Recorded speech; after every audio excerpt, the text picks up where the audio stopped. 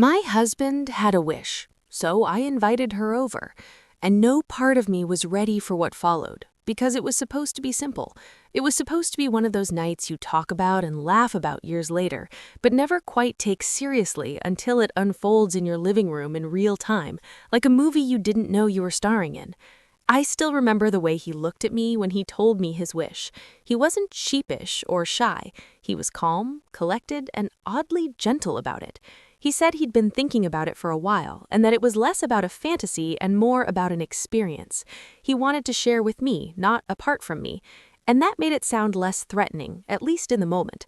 We'd been together for 12 years, married for 9, and we had our ups and downs, like any couple, but there was something about the last year or so that had settled into a routine, a rhythm that was comfortable yet quiet. Too quiet, sometimes, like we were living parallel lives in the same house, brushing against each other's days but rarely stopping to sit in them together. So when he brought it up, wasn't entirely surprised, maybe a little taken back, but not shocked. And I think deep down, some part of me had already known there was a part of him that wanted to feel something different again, something new, or at least something electric. He told me he had always been curious about inviting someone into our space, not just physically, but emotionally too, see how it would feel if we could expand our trust instead of restricting it. And I know that sounds like a cliche from some late-night drama, but when it's your husband saying it in a tone that's both vulnerable and respectful, it doesn't feel like television. It feels like a moment you either lean into or run from. And I didn't want to run, because running wouldn't solve anything. It would just stretch the silence even further. So I asked him who, and he hesitated but then said her name, and my heart did a small twist, because I knew her. Not well, but enough to picture her face and the way she smiled and the easy way she moved through the world. I'd seen her around a few times, a friend of a friend, someone I'd had coffee with once and found pleasant but not memorable. But now she was memorable. Now her name echoed inside me like a question I couldn't answer. I sat with it for 3 days, not saying much, but thinking constantly. And I found myself asking if this was really about her or about us. And every time I asked that, I circled back to the same truth. Maybe it was both. Maybe it was neither. Maybe it was just life unfolding in a strange, unexpected way. And the real question was, what would it mean if I said yes? Not just for him, but for me, for us, for our marriage that had grown strong, but also tired in some corners. When I finally told him, okay, he didn't smile or cheer. He just held my hand and said thank you, in a way that made me feel more seen than I had in months, maybe years. And something about that moment gave me peace, or maybe just courage. So I messaged her. I told her we wanted to talk, and I didn't explain it all in the message, because how do you even put that into words? But she agreed to come over the following Friday, and the days leading up to it were a blur of nervous energy and half-finished conversations. That Friday evening arrived with quiet thunder in my chest. She walked in wearing a simple dress and a curious expression, and we all sat together in the living room for what felt like both a second and a lifetime. She was surprisingly open, not shocked, just curious, like she'd imagined something like this before, but never quite considered it real until now. We talked for hours, not just about what could happen, but about boundaries, trust, intentions, and it wasn't all smooth or easy, but it was honest, raw in a way that stripped us all down to something basic and human. There was no sudden rush, no wild moment. It was actually slow, almost sacred, the way things unfolded that night. And while the details of what physically happened are not what I'm here to share, what mattered most was what emotionally happened between us and within us. Because that night didn't break anything, it didn't ruin anything.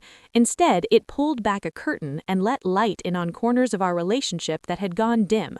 It showed me how much I still craved connection, how much I missed being surprised by my own reactions, by the way he looked at me when he thought I wasn't watching, or how she asked me if I was okay more times than I could count. What surprised me most was not how I felt about her, but how I felt about myself being in that space, not as a wife or a woman fulfilling someone else's wish, but as someone who was stepping into her own uncertainty with an open heart. I had thought it would make me feel small or less than or jealous, but instead I felt powerful. I felt more aware of what I needed, what I missed, and what I was willing to explore to keep our story evolving instead of stagnating. After she left that night, we didn't say much at first. We just lay in bed quietly, fingers barely touching, but energy thick between us. And then he whispered, "Thank you again," but softer this time. And I turned to him and said, "Tell me what this really meant to you." And he said, "It wasn't about her. It never really was. It was about knowing if we could trust each other with truth, even when it was messy or awkward or scary." The days that followed were not perfect. We had moments of reflection, of checking in, of wondering if we had crossed some invisible line. But there was also laughter and new intimacy and more conversations than we'd had in months. And slowly I realized something.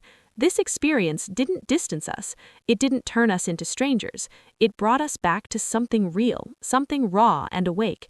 And that made all the difference. Sometimes love grows in unexpected directions. Sometimes keeping a promise to each other means stretching the shape of that promise to fit who you are now, not just who you were when you first made it. I'm not saying this path is for everyone. I'm not even sure if we'll ever go down that road again. But I do know that it opened a door to honesty we didn't even know was locked, and walking through it together changed how we see each other and how we see ourselves. Marriage isn't just about routines or anniversaries or shared last names.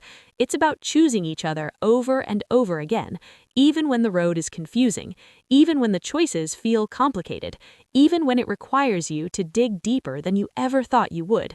And that night was one of those choices, not perfect, not clean, but deeply human and real. To anyone watching this wondering if they should take a leap, whether it's a conversation, confession, or a connection, remember this. Your relationship will only be as strong as your ability to speak truthfully inside it. And sometimes honoring someone's wish doesn't mean losing yourself. Sometimes it means finding a version of you that had been waiting quietly beneath the surface for permission to be brave. So yes, my husband had a wish, and yes, I invited her over. But what I didn't expect was how much that night would invite me back into my own heart, into my own longing, and into a marriage that had room to grow, not because we broke the rules, but because we dared to rewrite them together. That night didn't end with answers, it ended with quiet, and sometimes quiet is the only truth you need when your heart has heard something real. I lay in bed long after both of they were gone from the room, physically or emotionally, and I stared at the ceiling, thinking not about what we did, but what it meant. And maybe that's the part people don't talk about enough. The meaning behind a moment, how something intimate can lead to something spiritual, how something physical can turn into a conversation with your own reflection. And over the next few days, I found myself walking slower, thinking more, being more gentle with my words, not just with my husband, but with myself, because I had carried a lot of fear and silence, fear that maybe I wasn't enough anymore, or that maybe he was drifting, not because he stopped loving me, but because we stopped risking anything together. If I realized how easily we confuse safety with love, when in fact real love is never without some level of risk, it's the willingness to be misunderstood, to say what you feel, even when you can't guarantee how it will end. We didn't bring her back, we didn't talk much about her in the days that followed, not because she wasn't important, but because she wasn't the point. She was the mirror, the moment, the bridge that brought us back to each other, and now that we'd crossed it, didn't need to revisit it again and again. The growth wasn't in the event. The growth was in the return, in the rebuilding, in the quiet spaces that felt new again. One evening, he reached for my hand in the kitchen while I was cutting vegetables, and he looked at me like he used to back when we were first falling in love. Before the schedules, before the bills, before the bedtime routines that replaced real conversations. And he said, "You didn't have to say yes." And I said, "I know." And he said, "But you did." And I said, "Because I still believe in us." And I meant that more than anything I had ever said before. Because believing in someone isn't just about standing beside them during the easy days. It's about trusting their heart, even when it brings up questions you weren't expecting. It's about showing up for the hard conversations, the uncomfortable requests, the messy middle, and doing it not because you want to hold on to someone, but because you want to keep growing beside them. That night gave us more than a memory. It gave us a reset, a reminder that love doesn't always look the way you imagined it would, but it can still be beautiful if you let it breathe. And as the weeks turned into months, I noticed things in our marriage had changed. Not dramatically, but honestly. We talked more, we touched more, we laughed more, and we were curious about each other again, like we had rediscovered parts of ourselves we had buried under laundry and work stress and unanswered texts. There were still moments of awkwardness when the memory of that night would come up between us, not because we regretted it, but because it was so different from anything we had ever done. And newness always carries a little weight, but even that weight was shared. It wasn't mine alone or his alone, it was ours. And because it was ours, it never felt too heavy to carry. I think people imagine that inviting someone else into your marriage must mean something is broken, but sometimes it means the opposite. It means you care enough to explore new ways of being open, to stretch the boundaries of comfort in search of deeper connection. And I know that's not a popular opinion, and I know not everyone will understand, and that's okay, because this wasn't about approval, it was about truth. And the truth is, I still love him. Maybe even more than I did before, not because of that night, but because of everything that followed. The vulnerability, the trust, the late-night talks, the slow mornings wrapped in each other's arms again without words. Because sometimes love isn't loud, it's soft. It's a hand on your back when no one else sees. It's the way someone looks at you when they know everything and still stay. So if you're wondering how it all ended, the answer is it didn't. It just changed. And that change was good. It was needed. It breathed new life into something that had grown quiet. Not dead, just quiet. And now when I look at him, I see not just my husband, but a man who trusted me enough to share something real, and who stood beside me while I figured out how to say yes with grace and strength and love. My advice, if you ever find yourself in a situation like this, is to listen closely, not just to your partner, but to yourself. Listen to the fear, the curiosity, the resistance, and the hope, because sometimes what you're being asked isn't really about the other person. It's about whether you're still willing to grow, or if you're just holding on to what's familiar. And sometimes the most loving thing you can do is say, I'm willing to see you fully, even if that means stepping into the unknown together. So yes, my husband had a wish, and yes, I invited her over, and in doing that, I invited in a version of myself I hadn't met in years, and I liked her.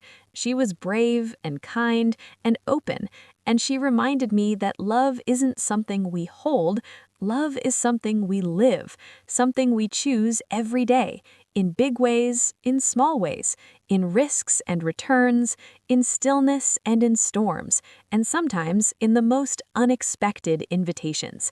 And that is the real story, not about what happened that night, but about everything that opened because of it, and how we chose each other all over again, not out of need, but out of love, real love, the kind that listens, adapts, and keeps on choosing, even when the path forward looks different than you thought it would.